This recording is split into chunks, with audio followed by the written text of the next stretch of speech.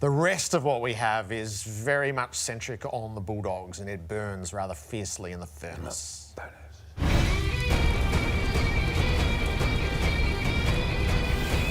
There's certainly uncertainty around the coach. The club has denied from several sources today, Craig, that there was a crisis meeting today. I don't think Beveridge is I don't think he's that safe. I don't know how many times I can sit here and say they should have moved on the coach a long time ago. It needed a fresh start. It needed a reset. It's round 5. We'd like to be 1 or 2 ahead of where we are, but it's really early. And but our challenge is to string them together. You know, is to win and then create some momentum.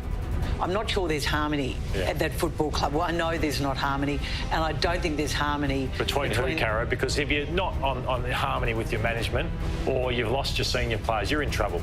It's a total fiction. So that's all I'll say. I mean, the senior boys who have missed out, they get it. They understand.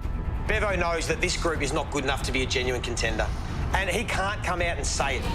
Either senior players aren't stepping up, and the young players aren't ready, and they've got to decide which way they're going to go, and it's mixed messages at the moment. We're one of the handful of clubs that's been able to have some success. Then we've had a dip, then we've come again, and we didn't quite pull it off in 21. You know, we've had another dip, and now we're in the process of doing everything we can to re-emerge. The rebuilding term is a myth. You cannot rebuild in our code, in our competition with the constraints that exist. With the draft and the salary cap, it just can't. You can't do it. The Dogs are contending for the now, and the now starts on Thursday night when they meet St Kilda at Marvel. You'll see it all here on Fox Footy. So some real or overreaction from that, Robbo. I saw your piece get posted just before we started. If the Dogs are in it for the now, Luke Beveridge is coaching for his future. No, that's very real. He's not alone. A lot of coaches are coaching for their careers, some more than others. You know, coaches early in their career in a situation going bad. I don't think Sam Mitchell's coaching for his career per se, but Luke's in his 10th year, and it'll all depend. The best thing he said today is, we've been up, we've had our dip, and we won a flag, and we had our dip, we built again, we weren't quite good enough, and now we're in another dip. How do they stick with him as they re-emerge? And it might take a couple of years, it might take 12 games. Who knows? But right now, Luke Beveridge is coaching for his career. The next 2 weeks are enormous. They go from 2-4, what are they, 2-3? They go to 2-5, and then they got a massive 2 games against North Melbourne and Richmond. They wouldn't want to lose the next 2 games, Jared,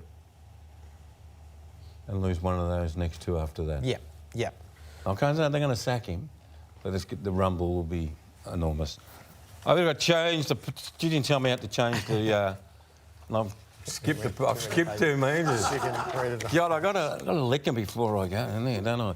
Jared, Thursday night is crucial for the Dogs' 224 hope. Yeah, so that's blindingly obvious, isn't it? As in what you've just laid out, they probably need to go 3-1 through their next 4 games to give themselves a chance. So I'm not running right to the end point like others are. There are still immense possibilities within the season.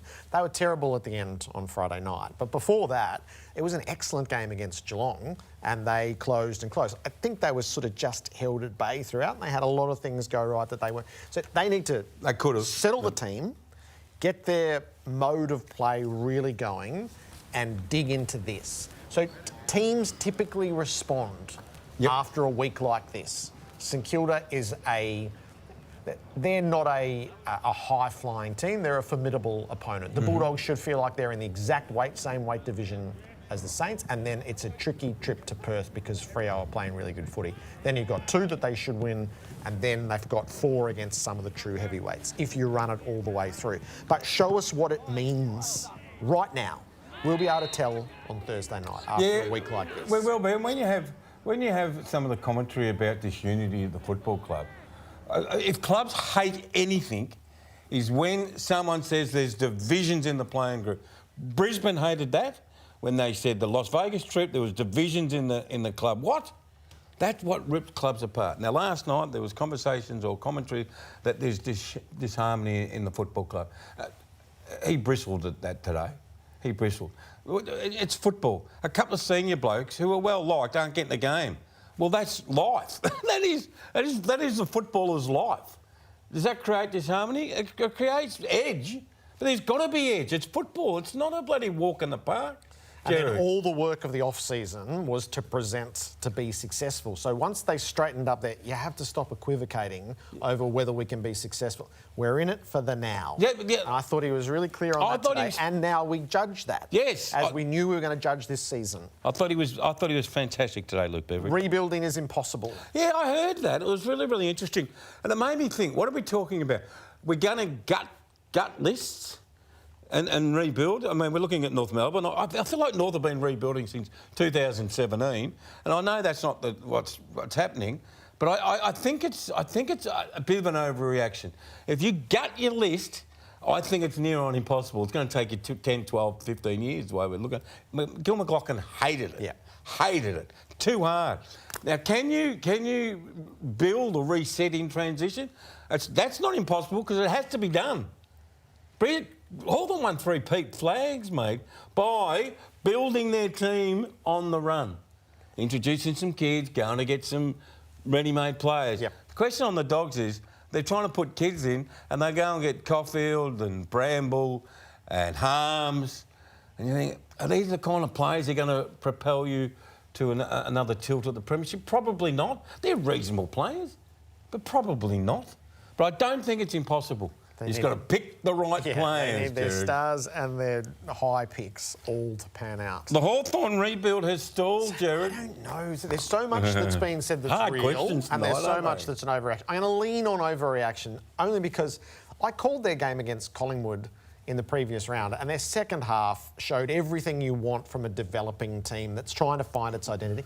They're crippled with too much injury. So there are legitimate questions around what they've picked. And so have they got the stocks, and particularly the pillars at each end, and then they got too much injury to the wrong players coming into the season, and they are enduring too much injury now. I think there are real questions around how they're playing with what they've got and what this year is going to look like. It's going to be hard yards this year.